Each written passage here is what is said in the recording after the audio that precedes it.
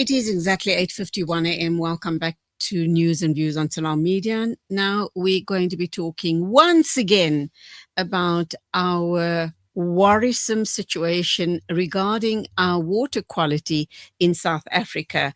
Now we do understand that out of 72 schools tested in the Free State, KwaZulu-Natal, Mpumalanga and the Western Cape, 20 were found to have dangerous, unsafe water. My concern is those are schools where this water has been tested. What does it say about the surrounding communities and the quality of their water? Well, let's hear what Dr. Ferial Adam has to say. And of course, she is from WaterCAN. She is an activist and hard at work regarding the issues around water in South Africa. She is the executive manager of WaterCAN and Climate Justice Activist. Dr. Ferial Adam, Salaam alaikum to you. Welcome to the program. Lovely to be talking with you once again.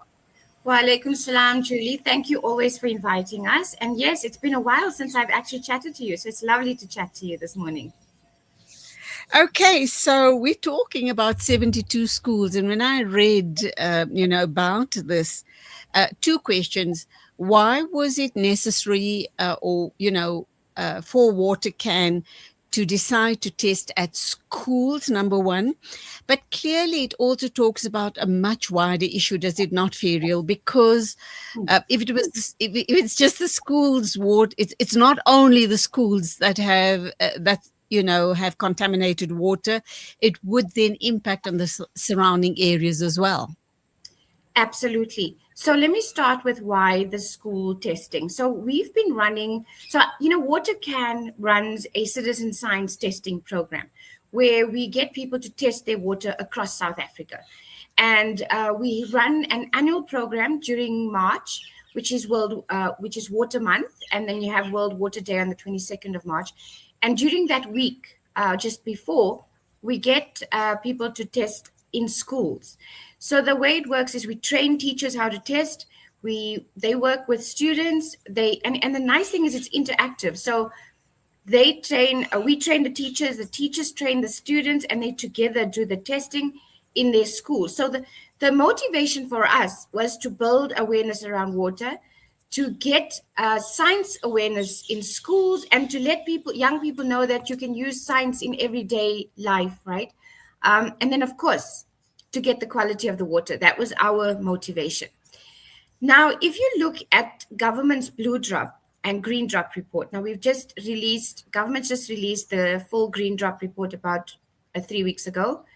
And then the Blue Drop report was just an updated report, but the Blue Drop from 2023 basically indicates that half of our drinking water in South Africa is not safe for drinking. So what we were trying to do here also is to say, when you have these reports, what does it mean for you on the ground? And so the more vulnerable, I would say, sections of society are elderly, and then the youth, and obviously the people who are ill. So we said, let's test the schools, and we tested high schools only. We sent out kids to 150 schools. We trained teachers in that 150 schools, but we got results from 72 schools. And part of the reason was that because of school holidays.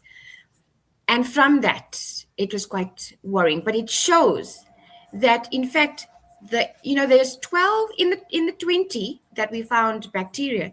12 of that was municipal taps, which the others was JoJo tanks, but this was municipal taps, which is quite concerning.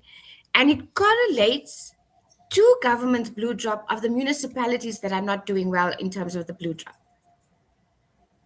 So, Ferial, you highlight a few very important issues here. Number one, I applaud you guys for actually taking this campaign to schools, because it's kind of almost like a three-pronged or multiple-pronged approach, because you are making young people aware of, the environment, because this is, a holistic environmental issue.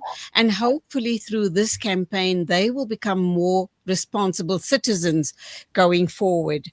So that's the one issue which I do applaud you guys on. But then also, how do we then take it further into the wider community. We're hoping our scholars will then impart this information with areas of the community who are not aware of it. And then step 2 or step 3 would be, what do we do about it? That's the all important question. And you talk about the issue of contaminated water. Clearly those larger communities are affected as well. Where do we go to from?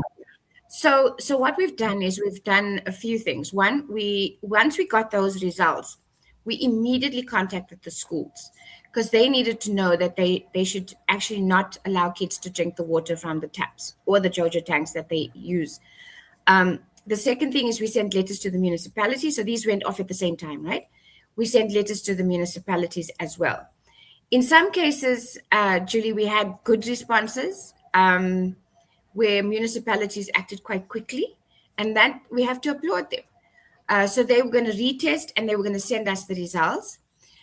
We haven't had that yet. And then the third part was when we saw that a lot of municipalities are not responding or schools not responding, we went directly to the Department of Water and Sanitation, who are going to send their regional people to go and test in each of those provinces. So the main areas that were problematic was in Mpumalanga, Free State, Eastern Cape, and KwaZulu-Natal. We tested in other places like Gauteng. We tested in Western Cape. So it was quite a broad-based project. So in those areas, the Department of Water and Sanitation will send their people as well to go and check on the water. Ferial, as far back as I can remember, you've been an activist in this space, and we've been talking about the water issue in our country. And I know you guys have been so active trying to fix this problem. What is the root cause here? Why, that many years later, we're still talking about the same issue? Surely by now, this should have been addressed with all of the hard work that you guys at WaterCAN are putting into this matter. Definitely, by now we should have been able to see some level of moving forward, not just in some parts, but across the country. The challenges and the root cause is bottom line is that a lot of municipalities, and you just need to look at the Auditor General's report last year or the year before, of how badly our municipalities are doing, right? So firstly, there's mismanagement. They're not managing their budgets properly. The second thing is the lack of skills. Lack of skills within the municipality, lack of skills at the water treatment plants or the wastewater treatment plants, that does exist. At the high level, they have the engineers. They have those people that can do things, but you need the fitters and turners, the plumbers. They don't have enough of those. So that's a challenge. And then, of course, Julie, as much as we'd like to run away from it, the reality is we are facing issues of corruption. And it is eating away at everything. By now, we could have fixed so much. But the more that's getting unraveled or being shown, the more kind of you think, wow, this kind of water mafia is next level. To charge municipalities like 160, 200% on items is just wrong. And I think for me, that combination makes it really difficult. The other thing is that the deterioration is so bad, so you need so much more to actually fix it. We need to ring fence the budgets for water and sanitation. And we're getting pushback saying, don't we need to do that on everything? Because now what will we do for energy? What will we do for this? The bottom line is that no town, no village, no city can function without water. It is your foundation of education, health, living, business. So let's fix that. Let's commit that in the next 2 to 3 years, we're ring fencing that funding. We are going to fix the water and sanitation systems around the country. We just don't see that commitment. We don't see that politicians see the seriousness of this issue. We talk about water, and we do know that water is the very essence of life. and you can't even begin to understand why people don't take this issue seriously enough. You also mentioned the issue around poor infrastructure maintenance, and you talked about just two, just off the top of your head, fitters and turners and plumbers. And then that, just makes me realize that because of corruption, our youth's future is being totally destroyed, because we do know the issue around unemployment in the country, particularly amongst the youth. And if we don't, employ them and give them meaningful positions or jobs, or enable them to become independent, we're not going to have a future South Africa at all. So here is an opportunity, perhaps WaterCAN should be expanding on it, is to start training up, and I'm just using the two examples you've used, fitters and turners and plumbers. And I should think that there are so many more positions that could be filled if we give our youth the right training, and then WaterCAN, together with other partners, could get unemployed youth into meaningful positions, meaningful jobs, so that they can become independent. So that circle is so wide. And I think if you can, create the partnerships and collaborations, we'll be addressing so many issues in one go. Absolutely. I think this is an opportunity for all, for companies to use their CSI funding in this direction, make it something more tangible. And I think that if we can get some of the big companies to actually do that, we could definitely turn the tide on this. So we leave it with you to start thinking around this, talk to the colleges, that offer these courses, that, let's get the unemployed youth trained and put them in the necessary jobs. What else is on the table as far as WaterCAN is concerned? Like I've explained just now, that you guys have been fighting this battle long and hard for a long, long time. Let's look at the water tankers and let's look at JoJo tanks. Do they, in fact, serve the purpose of our current crisis regarding water? So I think, in terms of water tankers, they're supposed to be just a temporary measure. But sadly, what is happening is that municipalities are making them a permanent feature in their water delivery and service delivery. And that is a big concern, because lots of money, if you just look at Tshwane, for example, where they spent 770 million or some billion on water tankers, and their budget to fix their capex budget to fix basic pipes, etc., was about 701 million. Sure. So so I think that kind of dependence on water tankers is a problem. And the good thing is, Julie, is that between the media and civil society, we've highlighted this issue strongly enough for it to be questioned by some of the parties. Okay, they're trying to do good now that it's election year, but they're exposing the rot and they're exposing that this is the problem. So in a nutshell, water tankers can never supply all the areas that need water at the moment. They have to be shorter measures and smaller areas. Our issue is that it's too widespread. So then they're putting JoJo tanks. But they need to maintain these JoJo tanks if they are going to provide water for the JoJo tanks. They have to use tankers again. So we're saying we need to look at more sustainable issues. Now, I think it's a good thing that civil society raised the issue of water tanker mafias. But like I said, now what we're seeing is a water tanker mafia across the supply chain. It's not just water tankers. And we as civil society and media need to keep our ears and eyes open and actually expose those things. So that's the other thing that WaterCAN's doing right now. We are getting involved with organizing a roundtable on an anti-corruption water sector kind of roundtable to look at dealing with corruption when it's done is good. But no one's getting to jail, and it's very hard to get that money back. Because how do you use 5 Porsches? That's what Sorry, but we need to look at where is the corruption happening and try to tighten that key area, where it's coming in. And that's what we want to look at for the roundtable.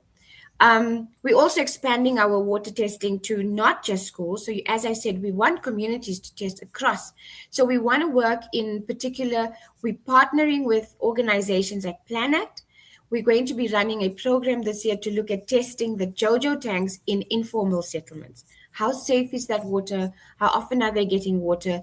That's a kind of study we're doing as well. So, there's a number of things that we're doing. And then, of course, our September is our big water testing month. So, Ferial, clearly, we're talking contaminated water, but it has such a huge ripple effect throughout a society, because I've got a figure here, and I don't think that it is the correct figure. I assume it is way higher. We understand that people drinking 800,000 people are dying from drinking contaminated water. But I truly believe that the figure is way, way higher. How do we get this reality across to the people and make civil society truly rise up against the rot in society?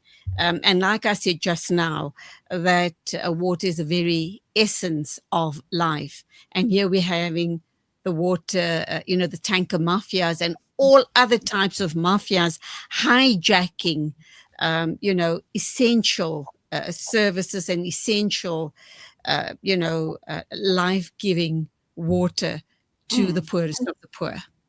So I think firstly, the 800,000 figure is global, right? That's a global figure of 800,000 people around the world. And I think you're right. I think where things stand in terms of rivers across the world, that could be higher. In South Africa, we don't have those figures because we're not making the linkages yet. Our clinics, themselves don't have enough running water. So it will be interesting to see the statistics that we have in South Africa on that. Having said that, we're trying. I think education and awareness is a big thing. And it's that same kind of phrase, it's only when there's no water that people start becoming angry and start asking the right questions. We need to have many more media sites, ourselves, civil society, that are going to be building this, because no one else, we can't wait for government to do it. We can't wait for business to do it. We have to create the awareness within our communities wherever we are. And I do think, I'm seeing that, that it's growing, that people are becoming more involved and more aware, but we're far away from it. And we have to create a bigger urgency in ordinary people to realize that, we have to start saving water. And, I've seen people where when you talk about saving water or reusing water, they'd be like, why should I do it when look at all the leaks in the streets? And they're right in a sense. South Africa loses half of its water through leaks and theft and unbillable water. So municipalities have to fix that, but two wrongs don't make a right. It doesn't mean that I must go and waste now. Absolutely. And that's where we leave it. Dr. Ferial Adam, you keep that flag flying as high as you possibly can. We salute you for the work you are doing at WaterCAN. You are, of course, the executive manager of WaterCAN. Dr. Ferial Adam, thank you indeed. Till the next time, as always, God bless. Assalamu alaikum. It is 10 after 9 o'clock, and this hour of News and Views is brought to you by African Muslims Agency.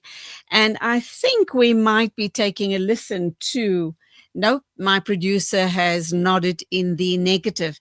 I did think that we were going to take a listen to the Fired Up series, but we're going to leave it for a little later on in the show. It is 10 after 9 o'clock. Let's go for an ad break. And when we come back, we will continue our discussions, our interviews on this Freedom Day in South Africa. So stay with us.